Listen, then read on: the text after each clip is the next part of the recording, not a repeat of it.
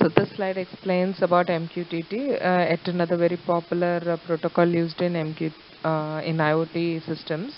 MQTT stands for Message Queuing Telemetry and Transport.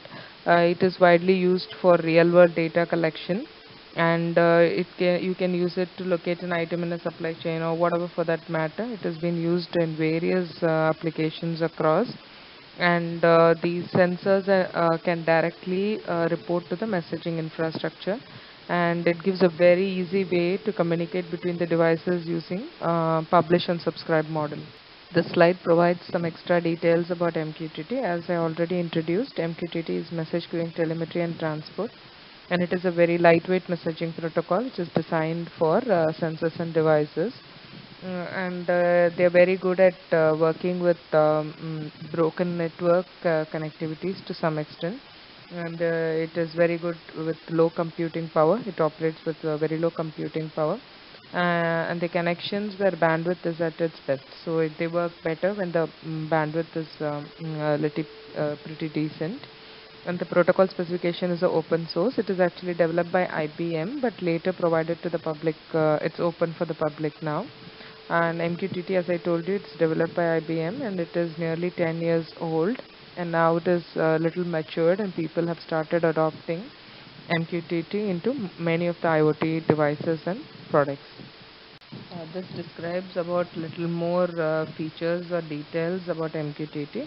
MQTT uses a concept called as topics, to which whoever is interested has to subscribe to, and whoever wants to send details, they will send the details, which means publish to that topic, and the person who's interested will subscribe to the same topic. For example, in a home, if somebody is interested to know the light condition, is it on or off in a specific room number 1, so the room number 1 will always have the light condition of light number 1 being updated onto light 1.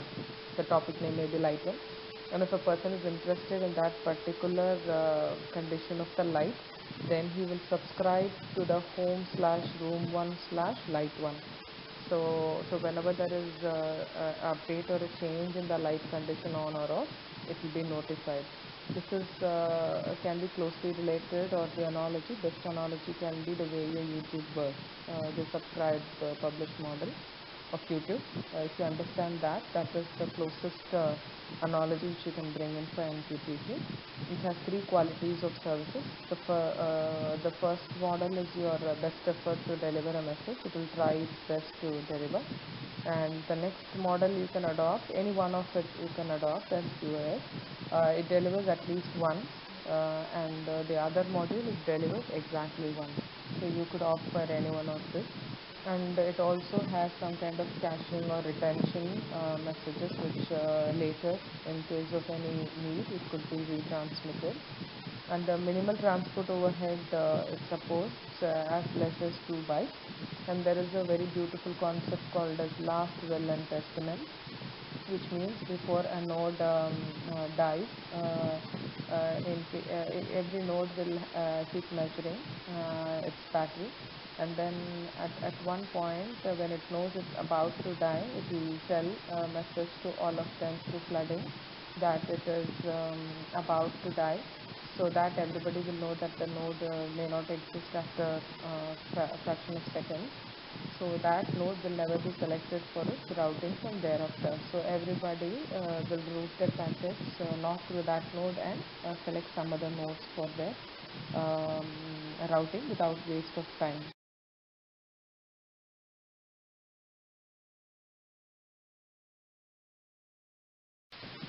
WebSphere MQ is a popular messaging middleware for MQTT. So it provides all the necessary requirements so that the MQTT clients can directly connect to WebSphere message queue. It can support 32-bit and 64-bit Windows OS, and it also supports 64-bit Linux OS. WebSphere MQ we saw in the previous slide, which is the leading messaging middleware for MQTT. That's what we discussed. And MQXR is the extended version of WebSphere MQ. and it is a popularly used listener running on queue managers. It listens to connections from MQTT clients, and it is usually implemented in Java. The queue manager can send messages to clients also. This slide provides a better understanding of what we saw about MQXR, which is your WebSphere MQ extended reach. I've been using the word research. Sorry about it. It is actually extended reach. So how does it work? So as I've told you, MQXR is your middleware. So that is the green box in the center, and then you have your MQTT client, which can directly talk to MQXR.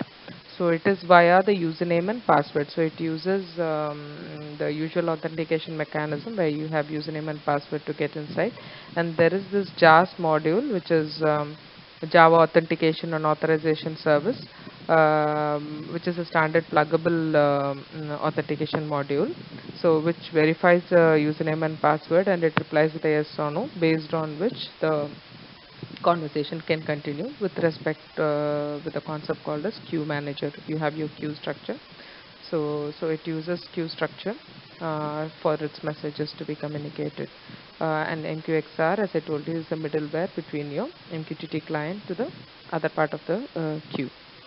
And if you look at the username and password, it is actually considered as a part of a connect action. So that is how the terminologies have been represented. The main configuration files for MQXR is usually the MQXR/config, and the files responsible are the jas.config and your MQXR _unix.prop. This slide explains about the various types of MQTT clients you can develop. You can develop MQTT clients by writing C codes, or it could be Java client, or it could be MQTT daemon, which we usually refer to. It could be any one of these three which is listed: MQTT listener, concentrator, gateway to WebSphere MQ, or you can write your own. The slide gives a very clear picture of how MQTT clients can communicate to the business logic or the business world via your WebSphere MQ, which is your middleware. Here you can see a number of clients connected to WebSphere MQ, through which all the details are collated and later analyzed for the business module. Here the business logic is given as windmill.